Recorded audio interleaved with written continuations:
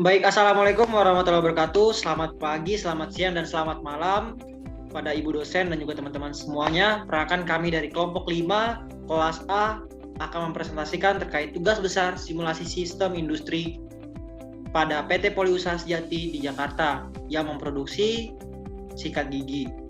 Adapun di sini saya sebagai moderator yang pertama Andi Hamzah, NIM 122180032, dan ada teman-teman saya Tira Urbana Satya Puraga, NIM 122180054. Lalu saya Maulana Widyatama, NIM 122180073. Saya Radiatala Belandara, NIM 122180078. Oke, baik. Di sini kami akan mempresentasikan yang pertama itu ada data lokasi. Di mana untuk lokasi pabrik PT Poliusaha Sejati berada di Jalan Raya Kamal nomor 88 Cengkareng, Jakarta Barat, daerah khusus Ibu Kota Jakarta. Berikut merupakan letak geografis dari PT Poliusaha Sejati yang dapat dilihat pada gambar 1. Kemudian untuk data mesin dapat dilihat di tabel 1 di sini. Untuk nama mesin, jumlah mesin, dan kapasitas produksi untuk setiap satu mesinnya. Di mana di sini kami memiliki 11 mesin, ada mesin dry hopper, mesin mixer, mesin cetak, mesin cruiser, mesin sealing, mesin meja inspeksi atau quality control, kemudian mesin filling brush, mesin cutting, meja sortir, meja pengelompokan warna, serta meja packing. Kemudian untuk jumlah mesin di sini juga mayoritas banyaknya yang 1, kecuali di meja inspeksi itu butuh 4, dan untuk di meja packing itu butuh 2 mesin. Untuk entitas bahan baku utama yang digunakan dalam produksi sikat gigi pada PT Poliusaha Sejati adalah yang pertama ada styrene acrylonitrile atau polypropylene dan rubber. Kemudian yang kedua ada pewarna, dan ketiga yaitu adalah bulu sikat.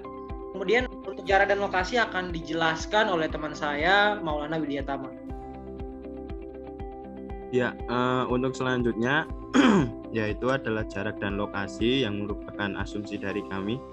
Itu untuk jarak mesin, untuk setiap mesin yang digunakan pada proses produksi sikat gigi ini itu dapat dilihat pada tabel 2, di mana mesin dryer hopper itu jarak antar mesinnya adalah 2 meter. Lalu untuk mesin mixernya itu juga 2 meter, untuk mesin cetak 4 meter, mesin crusher 3 meter, dan mesin sealing 2 meter. Lalu untuk lokasi mesinnya sendiri itu sudah dapat dilihat pada layout di bawah ini. Lalu yang selanjutnya ketersediaan sumber daya, di mana proses produksi ini tentunya membutuhkan sumber daya atau pekerja untuk menjalankan proses produksinya. Nah, berikut merupakan penempatan pekerja pada setiap mesin yang dapat dilihat pada tabel 3 di bawah, di mana mesin dryer hopper itu 5, lalu yang selanjutnya untuk mesin mixer itu ada 8, untuk mesin cetak ada 18, mesin crusher ada 7, meja sortir ada 8, meja pengelompokan juga ada 8. Lalu untuk mesin sealing juga ada 8, dan meja inspeksi 5, meja packing 10, dan mesin filling juga 10.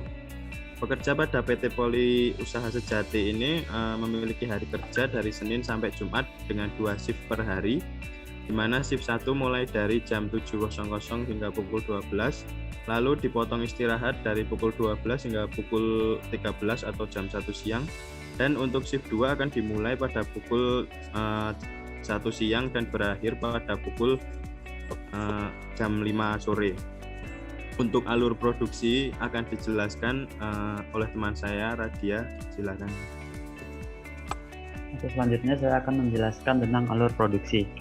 Alur produksi pada pembuatan sikat gigi pada PT Poliusaha Sejati adalah sebagai berikut.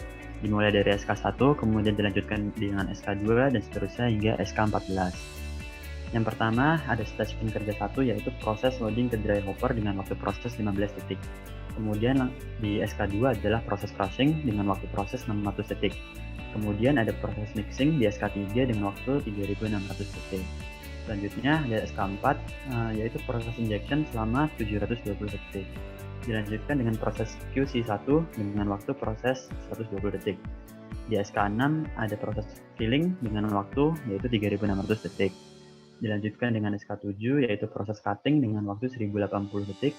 Selanjutnya ada SK8 yaitu proses QC2 selama 120 detik. Kemudian ada SK9 dengan nama prosesnya yaitu proses QC2 dengan waktu 120 detik. Kemudian ada SK10 yaitu proses warna dengan waktu 120 detik. Dilanjutkan dengan SK11 yaitu proses sealing dengan waktu 360 detik. Kemudian ada SK12 dengan proses QC3 dengan waktu 120 detik. Kemudian dilanjutkan SK13 yaitu proses packing dengan waktu 3.600 detik. Dan yang terakhir ada SK14 yaitu proses QC4 atau QC terakhir dengan waktu 120 detik. Kemudian ada arrival yaitu bahan baku pada PT Poli Usaha Sejati berlokasi di area warehouse yang terdiri dari gudang penyimpanan bahan baku serta gudang work in process. Bahan yang datang akan disimpan ke gudang penyimpanan bahan baku sebelum diproses. Jumlah bahan baku yang datang yaitu kurang lebih 4 ton per truk dengan frekuensi kedatangan 4 truk per 2 jam dan waktu antar kedatangan truk bahan baku yaitu 2 jam sekali. Kemudian selanjutnya akan dilanjutkan oleh rekan saya.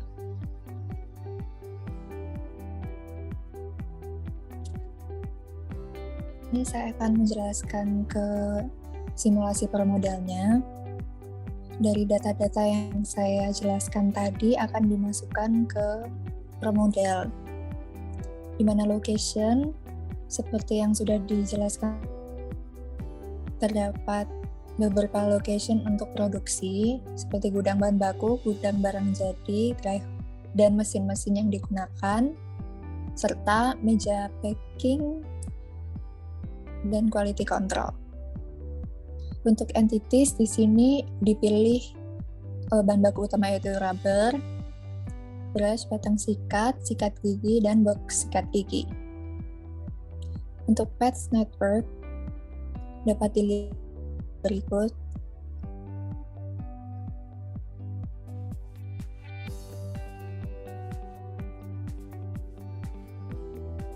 Lalu untuk resource, yaitu pekerja setiap mesinnya sebagai berikut dengan waktu istirahat seperti yang sudah dijelaskan tadi di pukul 12 hingga pukul 1 siang.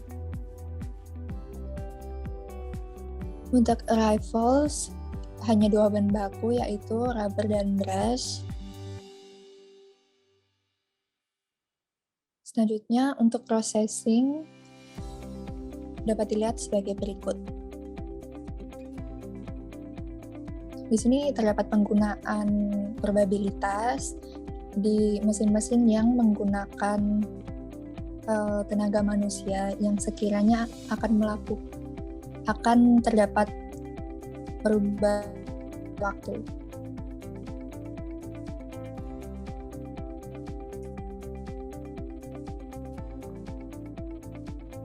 Berikut merupakan simulasi jika di-runningkan.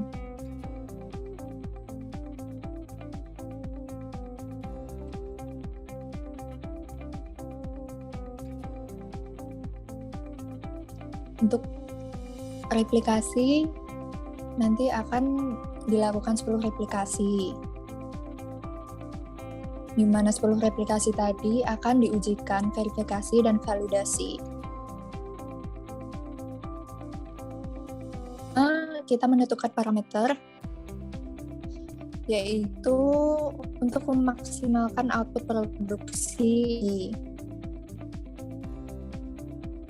Nah, hipotesa yang digunakan yaitu H0 sama dengan rata-rata variabel pada sistem sebenarnya sama dengan rata-rata variabel dari hasil simulasi.